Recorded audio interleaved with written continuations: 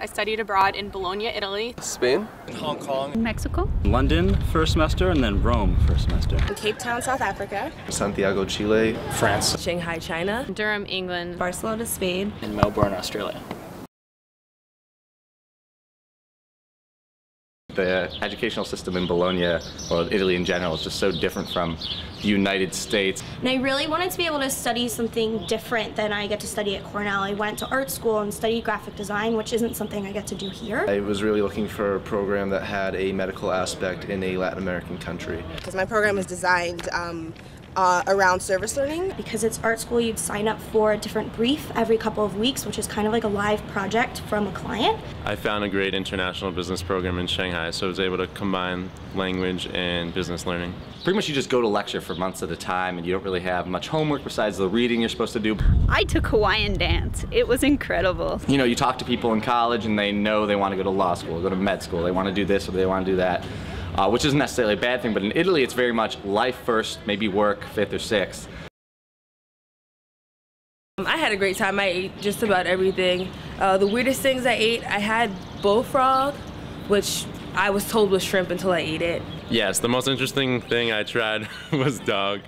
Well, the food is amazing. Squid on a stick, undistinguishable meat on a stick. The most amazing things is you can go to a pizzeria on the corner where a pizza might cost, I don't know, €3.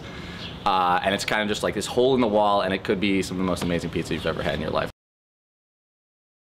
Well, the best weekend trip I did was with two buddies. We flew to Bucharest, Romania. We went to Chichen Itza, which is the most famous Mayan ruin in the whole world. And drove on like a big several thousand-mile road trip from Bucharest down through Bulgaria. My favorite trip was definitely backpacking through Patagonia. Up through Moldova and the Ukraine, and then back ultimately through Romania. We had to go to Beijing because you got to see the Great Wall when you're in China. So that was a trip unlike any other. I carried all of my stuff on my back for 10 days. It was really very little planning, but that's what made it so much fun. And I was lucky enough to be able to visit some friends who were studying in Seville, Spain, and I actually somehow managed to land 2 gigs there. So I actually DJ'd at a club in Seville first, and the next night I DJ'd at a 4-story club with a few thousand people, which was one of the most memorable events of my life, I think.